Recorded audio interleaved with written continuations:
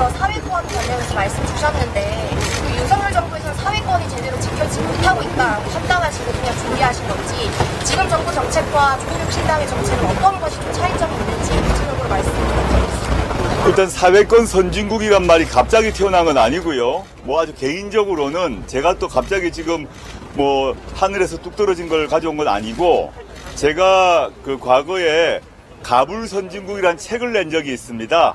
근데 그 책의 부제를 보면 사회권 선진국을 위한 제언이라고 되어 있어서 저의 오랜 고민이 담겨 있는 개념입니다. 사회권 선진국이란 그 개념 자체가 뭐 이게 제가 제 자랑을 해서가 아니라 제가 제일 먼저 쓴 그런 학문적 개념이고요. 두 번째 더 중요한 건 이제 기자님께서 질문하신 건데 우리나라가 약간 어려운 얘기일 수 있는데 우리의 인권에는 자유권과 사회권이 있는데 자유권은 우리가 다 알고 있는 겁니다. 고문 안 당할 권리. 뭐 우리가 옛날 군부 독재 정권에 끌려가고 잡혀가고 고문당하고 이걸 우리 아무도 원치 않습니다. 그것이 자기의 권리라는 걸 다 알고 있어요. 지금 고등학생도 경찰관분이 막 잡으면 영장 내놔라 그럴 거예요. 함부로 어떤 사람이 때리면 경찰관이나 뭐 수사기관이 때리면 항의를 합니다. 그게 자기의 권리인지 다 알고 있지 않습니까? 여러분들 근데 군부 독재 정권 때는 막 잡아가서 남산으로 가서 남영동 대공무실 가서 때리고 뭐 물고문하고 이게 흔했지 않습니까? 그런 시대가 끝났습니다. 1987년 정치적 민주화가 되면서 우리에게 자유권이 보장된 세상이 된 거죠. 너무 지금 당연하게 생각하고 있는 겁니다. 그런데 지금 이제 사회권이라고 하면 뭐냐 하면 좀 어려운 말인데 오늘 제가 아침에 기자회견을 하면서 풀어서 말씀드렸습니다마는 자유권은 다 보장되어 있고 너무 당연하다고 생각하는데 당장 집 문제, 주택권이라고 불리는 집 문제 같은 경우는 여기 있는 대부분의 사람들이 남녀노소를 불문하고 집을 월세건 전세건 집을 사는 문제건 내가 돈 벌어가지고 내가 해야 된다고 생각을 하고 있어요. 다들 그러시죠 뭐.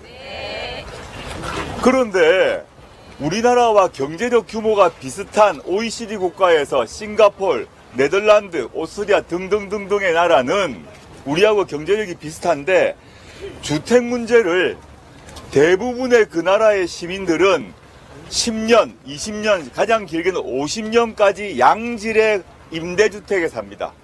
공공임대주택에 삽니다. 그래서 대부분 시민들은 돈을 벌어서 집 걱정을 하지 않아요. 죽을 때까지 거기서 사는데 우리나라에 지금 있는 공공주택 같은 그런 스타일이 아니라 훨씬 규모나 평수도 크고 질도 좋습니다. 그러니까 시민들은 집 걱정을 전혀 하지 않으니까 월급을 받더라도 주택 관련해서 쓸 일이 없어요. 그러니까 좀 경제학 용어로 가처분 소득이 늘어납니다. 월급에서 나갈 일이 없으니까 그 돈으로 밥을 먹든지 오락을 가든지 뭐 영화를 보러 가든지 여행을 가겠죠. 근데 우리 사회는 그게 안 된 겁니다. 복지 국가가 된다는 얘기는 뭐냐 하면 우리가 지금 예산이 있는데 그 예산을 양평고속도로 휘는 데 쓸 거냐 안 그러면 양질의 공공임대주택 쓸 거냐의 선택의 문제인데 우리는 지금까지 주택 문제를 내가 개인이 감당한다고 생각한 거예요.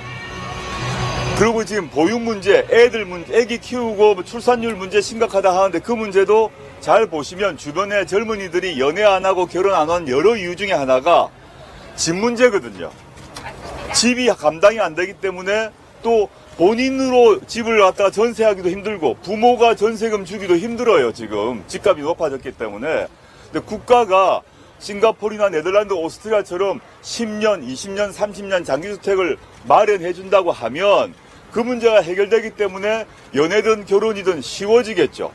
그럼 출산율 당연히 지금 0.7 이하로 떨어지고 있는데 높아집니다. 지금 우리나라 출산율을 1.0으로 올리는 게 시대적 과제인데 아무리 돈을 퍼부어도 집 떨어지고만 있어요. 근데 저는 주택 문제를 해결하면 전 출산율 오른다고 봅니다. 근데 이 주택 문제는 단순히 주택만의 문제가 아니라 그 다른 나라의 지금 경험을 보면 주택과 보육을 같이 결합시켜 놨어요. 대규모 양질의 공공임대주택을 마련하고 그 공공임대주택은 뭐 방이 2칸짜리, 3칸짜리, 4칸짜리 다 있습니다. 그 단지 안에 육아시설을 큰 대형 육아시설을 마련해 둡니다. 결혼해서 애기 놓고 거기 맡기고 가는 거죠. 그러니까 사람들이, 젊은 친구들이 다 편하게 살고 편하게 연애하고 편하게 아기 놓는 세상이 되어버렸기 때문에 그 나라에서 출산율이 유지되는 거죠. 우리는 모두 개인에게 맡겨두니까 그 청년, 젊은이 부부 또는 그 부부를 챙겨야 되는 양쪽 집안의 어른들이 집값 문제를 챙겨줘야 되고, 그 다음에 집만이 아니라 애기를 놓으라 그러면 놓으면 양가 부모가 번갈아 돌봐줘야 되는 상황 아닙니까? 그럼 양가 할머니, 할아버지 같은 경우는 본인도 즐겁게 살아야 되는데 손자, 손녀, 외손자, 외손녀 보느라고 노후가 즐겁지 않은 상황이 되는 거죠.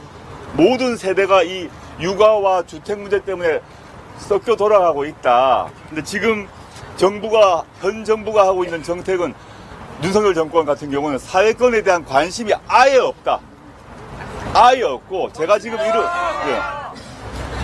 지금 하는 이런 말을 윤석열 정권에서 들어본 적이 없잖아요. 예산이란 게 뭐냐? 예,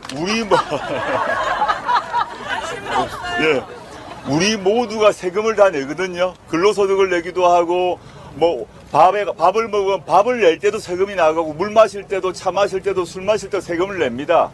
그럼 세금이 어딘가에 모이는데 국고에 모이지 않습니까? 그 돈을 어디 쓸 것인가를 결정을 해야 되는데, 지금까지는 우리는 세금만 내고 그 돈이 어디 쓸 것인가에 대해서는 내 권리라고 생각을 하지 않고 그냥 기재부가, 용산이 알아서 쓰는 거예요. 그러다 보니 연말만 되게 되면 갑자기 도로가 다 파져요. 멀쩡한 보도블록을 파서 새로 깔아요. 각 지역에서 경험하셨을 겁니다. 연말 되면 예산이 남아요. 남는데 그걸 그대로 보존하지 않고 다 써야 돼요. 왜?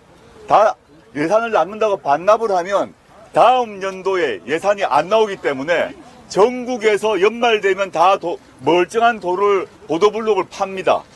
이런 일을 해야 될 이유가 없어요. 우리나라 돈 많은 나라입니다. 제가 언급한 여러 나라에 비해서 전혀 돈이 모자란 나라가 아닙니다. 여행비에 너무 많이 쓰고 돈이 없어요. 해외 순방에 계속 돈을, 그것도 우리 돈이거든요. 당연히 대통령 해외 순방 하셔야죠. 근데 꼭 필요한 곳만 나가야 되는데, 지금 윤석열 정권이 하고 있는 예산 사용 어디에 쓰고 있느냐?